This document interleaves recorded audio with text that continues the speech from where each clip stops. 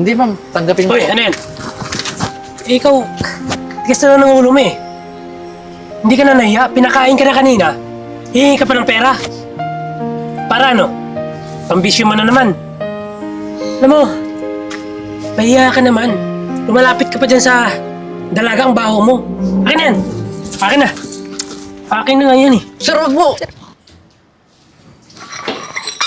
Ma'am, may i-order po ba kayo? Ito pa yung menu. Later na lang siguro. Okay pa naman ako sa coffee ko eh. Sige po. Sige. Saan ito? Ma'am, pengi pong pariyan. Uy. Ma'am, pagkain gusto na po ako eh. Bawal ka dito. Pwede ba? Ito ka. Bawal ang pulubi dito. Intindihan mo? Tsaka, bakit ka ba pumapasok dito? Ha?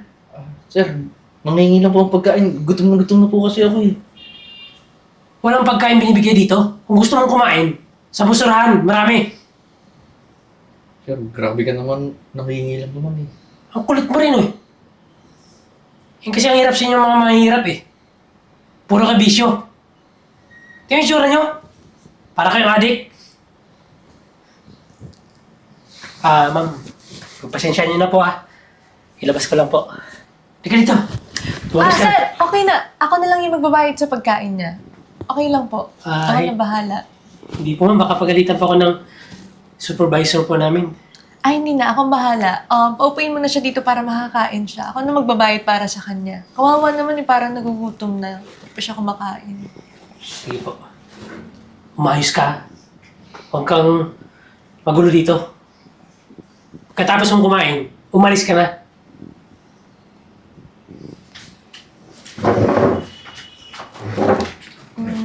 Okay ka lang ba? Okay lang po, ma'am. Ma'am, Ito po yung menu.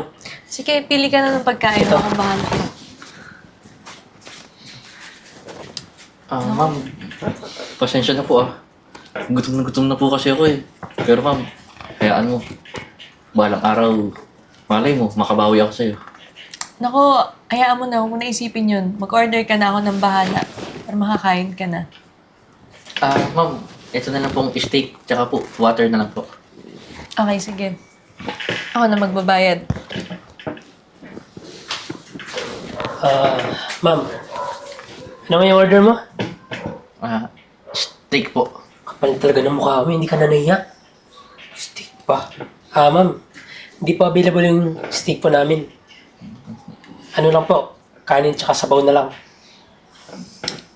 Wala na ba talagang iba, sir? Sa ngayon po ma'am, wala pa po eh. Pero huwag kayong mag-alala ma'am. Total, siya naman yung kakain. Okay lang sa kanya. Di ba? Ihanda ko na mama.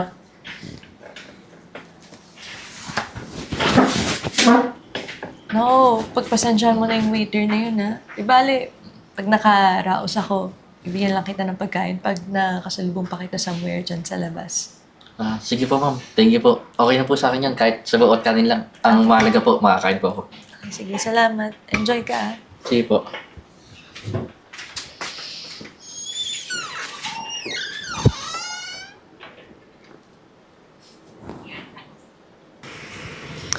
Hello, ma. Ganun ba? Naku, pending pa kasi yung application ko sa work eh. Di bale, next month kapag na-interview na ako and kung makapasa man ako nang bahala, magpapadala ako sa inyo. Okay? Sige, bye. Ma'am, mukhang may problema ka po Ay, nako. Alam mo naman, ang problema katambal na talaga ng buhay ng tao. Yun nga, namang problema ako kasi kailangan ng kapatid ko ng panggastos sa tuition fee niya sa school. Eh, yung mama ko wala ng pangkustos eh. Ma'am, may mga barya naman po ako dito. Pag naipon mo naman to, may maipapadala ko po sa pamilya mo, ma'am. Sana po makatulong dahil po sa kabutihan mong ginawa. Nako, okay lang. Para sa'yo na yan. Hindi, ma'am. Tanggapin mo Hoy, po. ano yan? Eh, ikaw, tigas na lang ng ulo mo eh. Hindi ka na nahiya, pinakain ka na kanina. Hihingi ka pa ng pera. Para ano? Pambisyo mo na naman.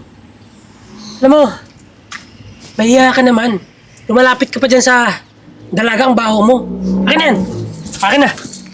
Akin na nga yan eh. Sir, wag mo! Akin na yan. Alam ko naman, Sir, ginagamit akin mo na. lang to sa mga bisyo mo. Ikaw, bariya na, pinagdadamot mo pa. Ako ma'am, lumayo-layo ka dito. Tingnan mo yung itsura oh. Baka mamaya, nakawin pa yung cellphone mo. Alam mo ikaw, kanina ka pa eh. Sa restaurant. Kapati ba naman dito sa labas? Pag-iinitan mo to? Ma'am, hindi naman sa ganun. Magmamagandang loob lang yung tao. Minamasama niyo pa. Naku, umalis ka na sir. Okay na. Iwan mo na kami dito. Umalis ka na! Yabang mo. Yabang. No, huwag mo nang pansinin yun. Sige po, ma'am. Hayaan ko na lang yun. Di naman po tuwid magsalita yun. Sige po, ma'am. Alis na po ako.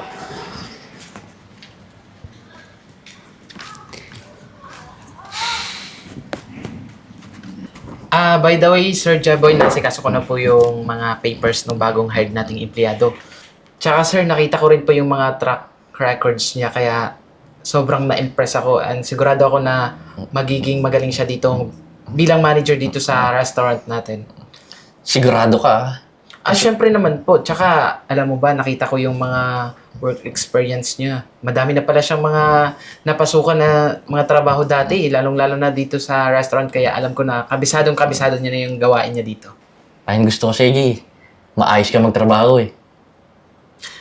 Sir, gusto niyo po ba ng coffee? Tawagin ko po yung waiter. Sige. Waiter? Yes po, sir. Teka lang, sir. Kilala ko to eh. Tinga. Sir, kilala ko to.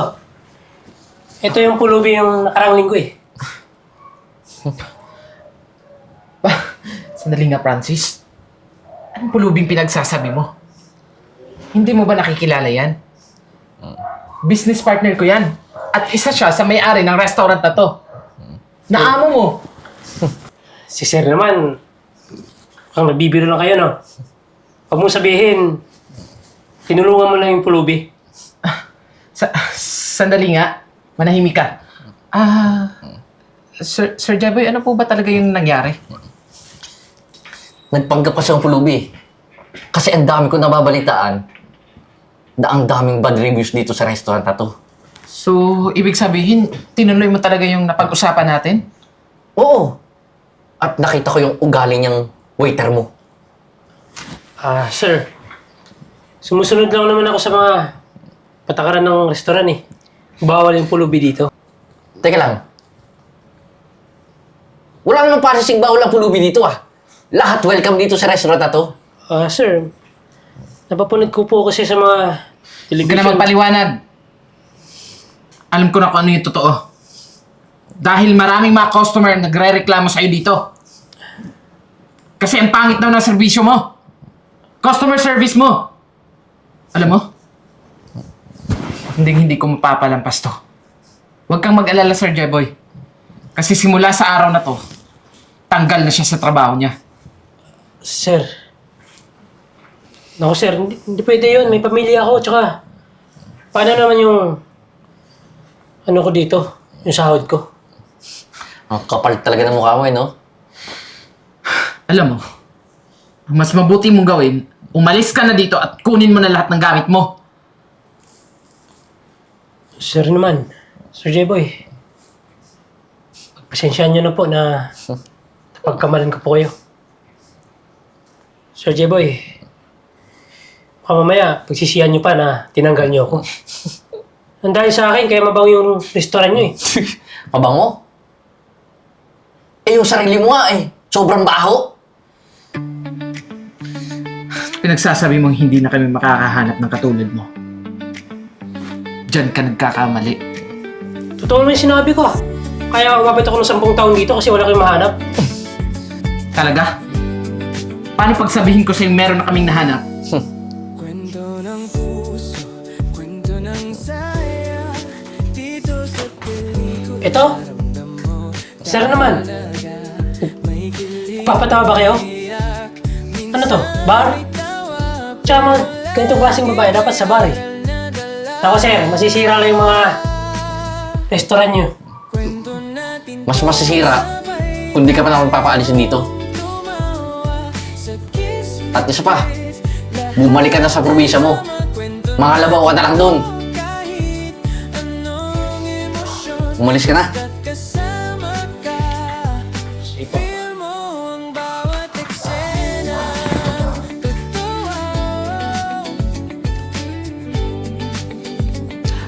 So, paano? Hayaan ko muna kayong dalawa makapag-usap. Sige, Jay. Salamat. Chloe, paupo ka. Chloe, sabi ko naman sa'yo, balang araw makakabawi ako sa kabutihan mo ginawa sa akin. At ay nang hinahanap ko dito sa restaurant ko.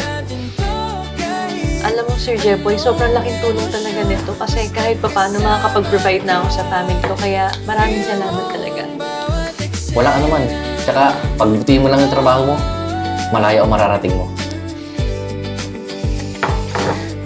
So, paano?